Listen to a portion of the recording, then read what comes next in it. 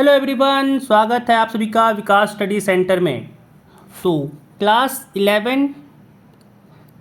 11 के बारे में बात की जाए आज।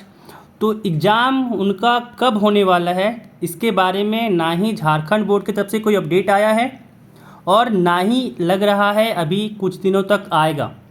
ठीक है, अभी झारखंड बोर्ड जो है वो क्लास 10-12 के कॉपी चेक कराने में बिजी है। क्लास 10th और 12th के कॉपी चेक कराने में अभी जो झारखंड बोर्ड है वो बिजी है, तो क्लास 11 को लेकर के कुछ अपडेट ही नहीं दे रहा है। ठीक है, तो आज हम लोग बात करने वाले हैं कि जो आपका क्लास 11 है उसका एग्ज़ाम कब हो सकता है। ठीक है, क्या क्लास 11 वालों का जो भी चल रहा है उसके कारण उसका समय का बर्बादी हो रहा है, तो वो अपना समय कैसे यूज कर सकते हैं। ठीक है, क्लास 11 जो है वो तो बर्बादी कर दे रहा है, अभी तक एग्ज़ाम लिया नहीं है। क्लास 12 कब से शुरू करना है, इन सारी चीज़ों का, ठीक है, कि कब से शुरू करना चाहिए 12 का जो आपका पढ़ाई है ना, तो क्लास 12 का जो पढ़ाई है वो कब से शुरू करना चाहिए, इन सारी चीज़ों के बारे में आज हम लोग डिटेल में डिस्कस करने वाले हैं। जैसे आप लोगों को, जिससे आप लोगों का जो 12th क्लास का जो रिजल्ट आने वाला है वो आप लोगों का नुकसान ना हो। ठीक है, जैसे बात की जाए कि अभी आप लोगों के पास टाइम कितना है, अभी अप्रैल तो ख़त्म ही मान के चलते हैं, तो हम लोग देख के चलें तो आपके पास मई है ना, जून है, जुलाई है। अगर हम लोग क्लास 12 को लेकर चलें, अभी फ़िलहाल के लिए बात करें कि क्लास 12 का जो आपका है वो टाइम कितना बचेगा। जुलाई हो गया, फिर अगस्त हो गया, फिर सितंबर, फिर अक्टूबर, है ना, फिर नवंबर, फिर दिसंबर, अगेन जनवरी, फिर फेब में आपका इसमें एग्ज़ाम ही होना है क्लास 12 का। अभी हम लोग बात करने वाले हैं कि क्लास 12 के लिए आप लोगों को कब से स्टार्ट करना चाहिए पढ़ाई।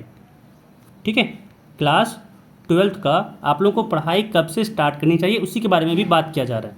अब हम लोग लेके चलें कि चलो मान ले चल दें कि जो मई में है, ठीक है, मई में मान के चलते हैं आप लोगों का एग्ज़ाम शुरू होगा।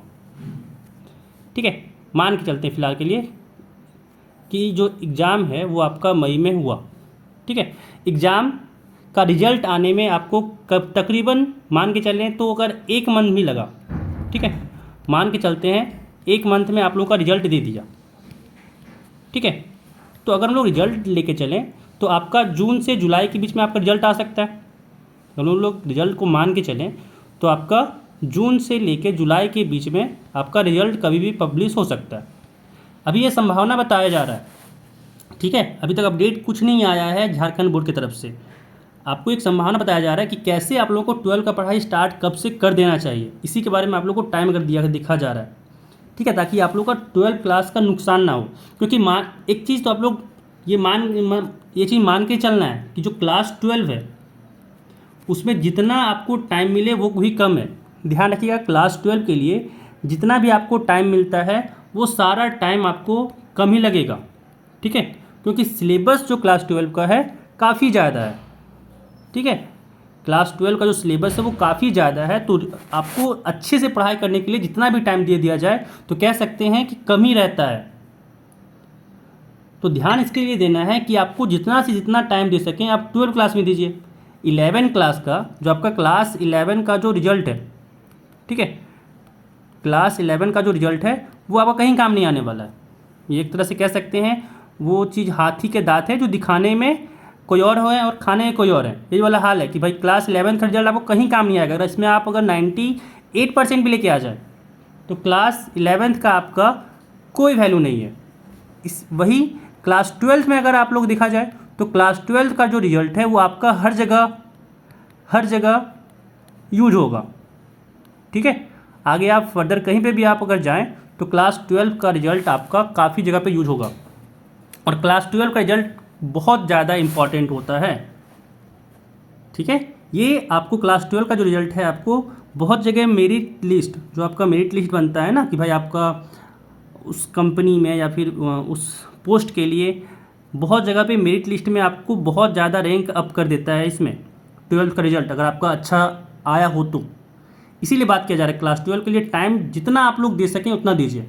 अगर सोच के चल रहे हैं कि एग्ज़ाम ख़त्म होगा, रिजल्ट आएगा, उसके बाद क्लास 12 का हम लोग तैयारी करना चाहते हैं, तो यहाँ पे अगर देखा जाए तो आपको टाइम कितना मिलेगा। अगस्त के लिए बोला जाए तो 1 मंथ, सितंबर दूसरा, अक्टूबर तीसरा, नवंबर चौथा, दिसंबर पाँचवा और जनवरी छठा। ठीक है, तो टोटल आपको यहाँ पे देख के पता चल रहा है कि आपको 6 मंथ का टाइम मिलेगा। फेब में तो आपका फिर एग्ज़ाम ही होना है, फेब में फिर आपका एग्ज़ाम ही होना है। तो आप अगर देख के चलें तो आपको 6 मंथ का टाइम मिल रहा है प्रॉपर। अगर आप चाह रहे हैं कि रिजल्ट के बाद स्टार्ट करें हम लोग क्लास 12, ठीक है, रिजल्ट के बाद स्टार्ट करें हम लोग क्लास 12, ठीक है, तो इसके लिए 6 मंथ, क्लास 12 का अगर हम लोग सिलेबस देखें और अगर हम लोग ये 6 मंथ को देखें तो 6 मंथ काफ़ी कम समय होता है सिलेबस के हिसाब से। ठीक है, क्लास 12 का जो सिलेबस है वो काफ़ी ज़्यादा है। सिलेबस के बारे में भी हम लोग बात करेंगे नेक्स्ट अगले वीडियो में, आगे के वीडियो में हम लोग सिलेबस के बारे में बात करेंगे, कैसा आपको सिलेबस है, क्या आपको पढ़ना है। ठीक है, साइंस के लिए बनाया जाएगा जिसमें मैथ्स आपका आ गया, फिजिक्स, केमिस्ट्री, बायो, है ना, फिर जो आपका अदर सब्जेक्ट है ऑप्शनल में। तो इसके लिए देखा जाए तो सिलेबस आपका तो बहुत ज़्यादा है, और आपका अगर टाइम अगर सोच के चल रहे हैं कि 6 मंथ में ख़त्म कर लेंगे तो हो सकता है, ठीक है, लेकिन उतना अच्छा से आपका सिलेबस ख़त्म नहीं होगा। 6 मंथ में ऐसा नहीं है कि सिलेबस ख़त्म नहीं होगा, लेकिन जैसा होना चाहिए, जितना आपको उसमें टाइम देना चाहिए पढ़ने के लिए, उतना टाइम आप नहीं दे पाइएगा। तो क्या होगा उससे कि बहुत सारी चीज़ें ऐसे ही निकल जाएंगी जिसके बारे में आपको डीपली जानना चाहिए था, जो आके आपको फ्यूचर में काम आएगा, उसके बारे में आप जान ही नहीं पाएंगे। ठीक है, तो इससे क्या होगा, आपको आगे की पढ़ाई में भी दिक्कत आएगा, क्योंकि 12 तो आपका बेस हो गया। आगे जब भी आपको ग्रेजुएशन करना हो, आप बीटेक कर रहे हो या फिर आप और कहीं सीए वगैरह में तैयारी कर रहे हो, तो क्लास 12 तो आपका बेस कहलाता है। क्लास 12 आपका पहला सीढ़ी है आपके आगे फ्यूचर में डिसाइड करने के लिए। तो क्लास 12 का जो पढ़ाई है वो हर जगह काम आता है। ठीक है, हर जगह काम आता है, 10th हो या 12th हो। अगर आप कोई जनरल कंपटीशन में भी पार्टिसिपेट कर रहे हैं तो वहाँ पे भी आपको काम आएगा 10th और 12th का पढ़ाई। ठीक है, तो ऐसा नहीं है कि पढ़ाई आपका पूरी वेस्ट हो जाता है, अरे क्यों उतना मेहनत करना, ऐसा नहीं है। आपका जो भी पढ़ाई आप पढ़ रहे हैं वो सारा आगे इन फ्यूचर आपको काम ही आने वाला है। तो जितना आप टाइम दे सकें। अब ये कैसे करें, जैसे यहाँ पे आपको 6 मंथ का टाइम मिला, अब इसी टाइम को बढ़ाएं कैसे। तो अगर आप सपोज मई से आप अपना, जैसे अभी अप्रैल में चलिए मस्ती मजाक करने के लिए 10 दिन और दे देते हैं, तो पूरा अप्रैल ख़त्म। आपको मई से प्रॉपर 12th का पढ़ाई जो है वो स्टार्ट कर देना चाहिए। ठीक है, आपको 12th स्टार्ट कर देना चाहिए। आप खुद के देखिए, मई से अगर हम लोग स्टार्ट करें तो कितना मंथ का टाइम मिलेगा, 1। ठीक है, मई से स्टार्ट करें हम लोग तो टोटल कितना हम लोग टाइम मिलेगा, तो यहाँ पे अगर देखा जाए तो 1 2 3 और इधर 6, टोटल 9 मंथ का आपको टाइम मिलेगा। अगर ऐसा देखा जाए कि अगर आप लोग मई से स्टार्ट किए तो टोटल आपको देखा जाए तो 9 मंथ का टाइम मिल रहा है ना, और 9 मंथ ठीक ठाक समय हो जाता है। 9 मंथ जो है आपके 12th बोर्ड की तैयारी करने के लिए ठीक ठाक समय हो जाता है ना। तो इससे क्या करना चाहिए आप लोगों को कि क्लास 11th का जब एग्ज़ाम आए, ठीक है, रूटीन आए, उस समय आपको फिर से उस समय 11th का तैयारी करना चाहिए। अब जितना 11th का आप पढ़े हैं रहने दीजिए, अब आपको 12th का पढ़ाई स्टार्ट कर देना चाहिए। ठीक है, अब आपको 12th का पढ़ाई प्रॉपरली स्टार्ट कर देना चाहिए। 12th में आपको फोकस करना चाहिए। 11th का जब एग्ज़ाम का डेट आएगा तब पढ़ना स्टार्ट कीजिए। ठीक है, जब आपका 10 दिन का टाइम, एग्ज़ाम होने के पहले 10 दिन के पहले आप अपना फिर से 11th का पढ़ाई स्टार्ट कर दीजिए, और फिर जैसे ही 11th का एग्ज़ाम ख़त्म हो फिर से 12th में लग जाइए।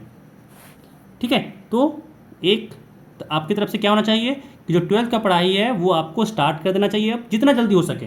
आप अगर सोच रहे हैं कि भाई 5 दिन और डिले कर दें तो वो आपका ही नुकसान करेगा आगे जाके।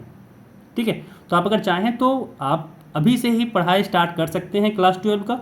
ठीक है, ये आपको ज़्यादा फ़ायदे देगा। तो ध्यान रखिए, क्लास 11th का रिजल्ट आपको कहीं पे भी काम ही नहीं आएगा। कहीं हाँ, पढ़ाई काम आएगा, हम ये नहीं कह रहे हैं कि भाई पढ़ाई काम नहीं आएगा, पढ़ाई काम आएगा। ठीक है, लेकिन रिजल्ट कहीं काम नहीं आएगा।